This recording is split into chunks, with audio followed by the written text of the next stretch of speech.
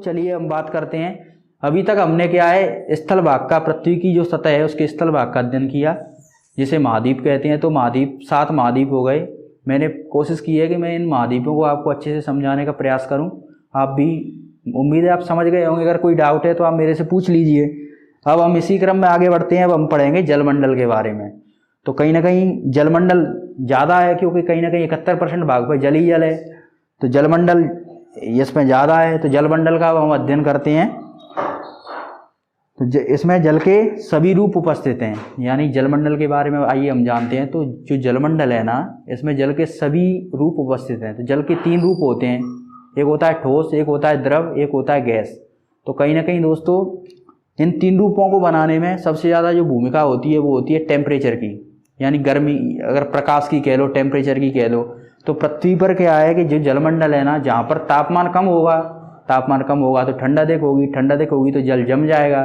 तो ये जल की कौन सी अवस्था होगी? ठोस अवस्था, यानी बर्फ। और कहीं ना कहीं जैसे ही अगर हम उष्णकटिबंधीय क्षेत्र में आते हैं तो वहाँ पर सूर्य का प्रकाश अधिक रहता है। अधिक रहने की वजह से वहाँ पर जल कैसा होगा? तरल रूप में पाया जाएगा। गर्मी अधिक होगी, मतलब तरल रूप में पाया जाएगा। तो लिक्विड फॉर्म तो है ही जल का, द्रव रूप। और अगर गर्मी अधिक होगी तो बाष्पीकरण अधिक होगा जल का। तो कहीं ना कहीं जल है ना, वह द्रव से गैस के रूप में भी परिवर्तित हो रहा है। तो जल की मूलतः 3 अवस्था होती हैं, ठोस, द्रव और गैस। तो यही ये बताना चाह रहा है कि जो जलमंडल है ना, इसमें तीनों प्रकार की जल की अवस्थाएं पाई जाती हैं। जलमंडल का विभाजन अगर किया जाए तो अपन जलमंडल न कहते हुए इसे भौगोलिक भाषा में महासागर कहते हैं। जैसे स्थल भाग को अगर हमने महाद्वीप कहा तो इसे महासागर कह देते हैं। तो महासागर में भी समुद्र हैं, झरने हैं, नदियाँ हैं, झीलें हैं। ये छोटे छोटे जल के स्वरूप हैं जिनको अलग अलग नामों से हम जान सकते हैं। ठीक है दोस्तों, आइए अब हम जानते हैं कि जलमंडल के बारे में। तो जलमंडल के बारे में अब जानते हैं तो आप साथ ही साथ नोट करते रहिएगा, जिससे आपका एक बेहतर नोट तैयार हो जाएगा और आपको एग्जाम में इससे बहुत मदद मिलेगी। तो पृथ्वी का जो 97% जल है ना, वो महासागरों में पाया जाता है। जो कि आप जानते हो कि जो महासागरों में जल पाया जाता है उसमें खारापन अधिक होने के कारण ये जल है ना, जो पीने योग्य नहीं है। तो जो बचता है वो 3% जल, वो कहाँ पर पाया जाता है? वो भूमिगत जल के रूप में, नदियों में और झीलों में, इनमें पाया जाता है। तो कहीं ना कहीं ये जलमंडल की एक जानकारी थी जो मैंने आपको दी। अब हम चलते हैं संपूर्ण जलमंडल का अध्ययन करने के लिए। तो जलमंडल है जिसे हम महासागर कहते हैं। तो यह जो महासागर है ना फ्रेंड्स, ये महासागर हैं, ये जल के मुख्य भाग हैं, क्योंकि 97% जल इन्हीं में है। तो ये मुख्य भाग हैं। तो कहीं ना कहीं अब हम बात करते हैं महासागरों के बारे में। इसमें जो पहला महासागर है जिसे हम प्रशांत महासागर कहते हैं। तो जो प्रशांत महासागर है, आप एटलस को देखते रहिए दोस्तों। तो प्रशांत महासागर है, इसका यह सबसे बड़ा महासागर है। यह विश्व का सबसे बड़ा महासागर है और यह वृत्ताकार है। जिसका जो आकार है ना प्रशांत महासागर का, वह वृत्ताकार है। दूसरा महासागर है अटलांटिक महासागर। जो अटलांटिक महासागर है ना दोस्तों, यह प्रशांत महासागर के बाद दूसरा सबसे बड़ा महासागर है। तो दूसरा सबसे बड़ा महासागर है। और इसकी जब आप आकृति देखोगे तो अंग्रेजी का जो एस अक्षर होता है, ऐसे एस, इसकी आकृति का यह बना हुआ है। तो मुझे नहीं लगता दोस्तों इतनी जानकारी आपके लिए सफिशिएंट होगी महासागरों के बारे में। अब हम चलते हैं अगले महासागर के बारे में, हिंद महासागर। कहीं ना कहीं दोस्तों इस महासागर के बारे में अगर हम जाने तो हिंद महासागर, तो हिंद और हिंदुस्तान, तो ये पहला ऐसा महासागर है जो किसी देश के नाम पर इसका नाम रखा गया है, जिसे हम हिंद महासागर कहते हैं। तो भारत के नाम पर इसका नामकरण किया गया है। तो यह कैसा है? यह त्रिभुजाकार है। दूसरा है, इसके उत्तर में एशिया स्थित है। बस इतने फैक्ट आपके लिए काफ़ी होंगे। ओके फ्रेंड्स, अब हम चलते हैं दक्षिणी महासागर के, अगले महासागर दक्षिणी महासागर के बारे में। यह अंटार्कटिका महाद्वीप को चारों ओर से घेरता है। तो अंटार्कटिका महाद्वीप को चारों ओर से यह घेरता है। बस इसके लिए इतनी सी जानकारी पर्याप्त है, क्योंकि ज़्यादा जानकारी आप याद नहीं रख पाएंगे और कोई फालतू की जानकारी कोई मतलब की भी नहीं है। आपको एग्जाम की तैयारी करनी है। ओके फ्रेंड्स, अब हम बात करते हैं आर्कटिक महासागर के बारे में। आर्कटिक महासागर है, यह केवल उत्तरी ध्रुव में स्थित है। तो उत्तरी ध्रुव में स्थित है। बस केवल और केवल यही फैक्ट आपको इसके बारे में याद रखना है। ओके फ्रेंड्स, तो हमने बारी बारी से इन महासागरों के बारे में पढ़ा। महासागर कुल टोटल हैं 5 महासागर।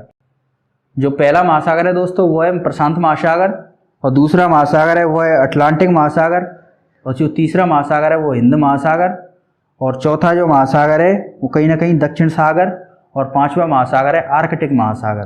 तो कहीं ना कहीं इन महासागरों को मैंने आपको समझाने का अच्छे से प्रयास किया है दोस्तों। आपको कोई भी इनसे संबंधित डाउट्स है तो आप बेझिझक होकर पूछिए। ओके फ्रेंड्स, अब हम बात करते हैं वायुमंडल के बारे में। तो वायुमंडल क्या है?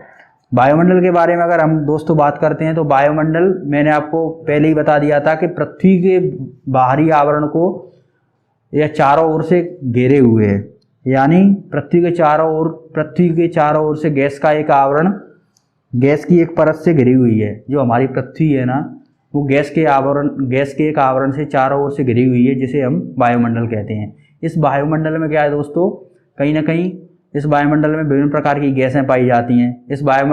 यह वायुमंडल हमारे ऊपर पृथ्वी से के ऊपर 1600 किलोमीटर की ऊंचाई तक फैला हुआ है, यानी पृथ्वी की ऊंचाई से 1600 किलोमीटर तक की ऊंचाई तक यह फैला हुआ है।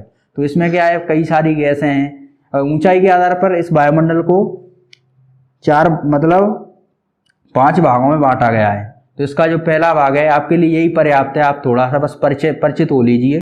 क्षोभमंडल, समतापमंडल, आयनमंडल और बहिर्मंडल, और इसका है और लास्ट है मध्यमंडल। यानी कहीं ना कहीं 5 भागों में इन्हें हमने बांटा है ऊंचाई के आधार पर। तो दोस्तों वायुमंडल भी आपका ये समाप्त हो गया। वायुमंडल से संबंधित दोस्तों एक और महत्वपूर्ण तथ्य आप जान लीजिए, ये बहुत ज़रूरी है। हमारा जो वायुमंडल है इसमें 78% नाइट्रोजन और 21% ऑक्सीजन गैस पाई जाती है, जो कि हमारे जीवन के लिए बहुत ही महत्वपूर्ण है। तो कहीं ना कहीं ये फैक्ट आपके लिए पर्याप्त है। फिर तो और CO2 भी है, कई सारी गैसें पाई जाती हैं जो आपके लिए महत्वपूर्ण नहीं है। ओके फ्रेंड्स, अब हम बात करते हैं एक जीवमंडल के बारे में, क्योंकि कहीं ना कहीं हमने पूरी पृथ्वी की सतह का अध्ययन किया, तो पृथ्वी की सतह पर सारी दशाएं हमने जानी कि यहाँ पर जीवन की सभी दशाएं मौजूद हैं, तो जीवमंडल भी पाया जाएगा। तो हम जीवमंडल के बारे में जानते हैं, जिसमें हम भी आते हैं, यानी कि मनुष्य भी आते हैं। तो जीवमंडल क्या है? स्थल, जल और हवा के बीच का जो सीमित भाग है। कहीं ना कहीं ऊपर वायु है, नीचे स्थल है और आसपास में जल है। तो इन तीनों के बीच का एक सीमित भाग है, जिसे हम क्या कहते हैं? जीवमंडल कहते हैं। यह 2 शब्दों से मिलकर बना है, जीव और मंडल, यानी ऐसा क्षेत्र जहाँ पर संपूर्ण जीव निवास करते हैं। अब जीव कहाँ पर ज़्यादा रहेंगे दोस्तों? वहाँ पर जीवन की मूलभूत दशाएँ, जैसे कि सांस लेने के लिए हवाएँ हैं, खाने के लिए भोजन है, पीने के लिए पानी है। तो ये सारी चीज़ें, जैसे वायुमंडल में हमें ऑक्सीजन मिलती है तो इससे हम सांस लेते हैं, और खाने के लिए जब पानी है तो कई पेड़ पौधे, फल फूल आदि सारी चीज़ें मिल जाती हैं। भोजन के लिए लकड़ी, सारी चीज़ें मिल जाती हैं। तो कहीं ना कहीं इसे हम जीवमंडल कहते हैं। इसकी जो मूलतः परिभाषा है, जिसे मैं आपको पढ़कर सुना देता हूँ, जिसे आप नोट डाउन कर लीजिए। जीवमंडल के अंतर्गत दोस्तों लिखिए, स्थल, जल तथा हवा के बीच का सीमित भाग जहाँ जीवन मौजूद है, यहाँ जीवों की बहुत सी प्रजातियाँ, सूक्ष्म जीव, बैक्टीरिया से लेकर बड़े स्तनधारी भी पाए जाते हैं, यानी छोटे से लेकर बड़े से बड़े जीव भी पाए जाते हैं, क्योंकि प्रकृति ने छोटे से लेकर बड़े जीवों के भरण पोषण की सारी व्यवस्थाएं करके रखी हैं। तो सभी जीव पाए जाते हैं, इसीलिए हम इसे जीवमंडल कहते हैं। अब जो जीवमंडल है दोस्तों, जीवमंडल है और तुम्हारा जो पृथ्वी का जो स्थल मंडल है, जल मंडल है, वायुमंडल है, ये सारी मंडल मिलकर आपस में क्रिया करते हैं, तभी जो जीवन है चल पाता है। क्योंकि इनमें से अगर एक भी चीज़ है वर्तमान समय में भौतिकवाद के चलते हुए ये सारी चीज़ें, तो ये तीनों मंडल आपस में मिलकर कार्य करते रहते हैं, एक दूसरे के ऊपर निर्भर हैं।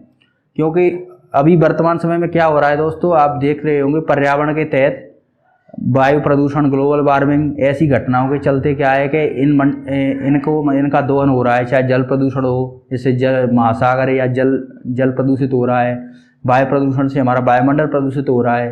कहीं ना कहीं जब इन जल और कहीं ना कहीं अगर देखा जाए तो वृक्ष कट रहे हैं, जिससे भी पर्यावरण संबंधी समस्याएं उत्पन्न हो रही हैं। इससे क्या है, हमारी जो प्रकृति है वह विकृत हो रही है, या दूसरे शब्दों में कहें कि मतलब स्थल मंडल है या जलमंडल है या वायुमंडल है या जीव पूरा जीवमंडल कहें, तो ये सभी चीज़ें प्रभावित हो रही हैं। तो इनके लिए सरकार प्रयास कर रही है और हमारा भी ये नैतिक दायित्व बनता है कि हमें भी इसका प्रयास करना चाहिए। तो दोस्तों, मुझे नहीं लगता मैंने इस चैप्टर को आपको अच्छे से समझाने का प्रयास किया है और इसी के तहत यह आपका चैप्टर समाप्त होता है। तो दोस्तों, अगर आपको इस चैप्टर से संबंधित जो कोई भी डाउट्स हैं तो आप मेरे से कॉल करके भी पूछ सकते हैं और आप नीचे कमेंट सेक्शन में भी लिख सकते हैं। मैं आपको समस्याओं का समाधान करने का प्रयास करूंगा दोस्तों। तो दोस्तों आपसे रिक्वेस्ट है कि आपको अगर यह वीडियो अच्छा लगा और आगे के ऐसे ही चैप्टर आप हमसे पाना चाहते हैं तो आप हमारे YouTube चैनल को सब्सक्राइब करें, वीडियो को लाइक करें और ज़्यादा से ज़्यादा लोगों को शेयर करें। तो दोस्तों मिलते हैं नेक्स्ट चैप्टर, इसके क्वेश्चन आंसर वाला जो पार्ट है मैं आपको अगले वीडियो में दे दूंगा। तो मिलते हैं दोस्तों आगे के नए चैप्टर यानी कि इसके क्वेश्चन आंसर्स के बारे में बात करेंगे अगले वीडियो में। तब तक के लिए नमस्कार।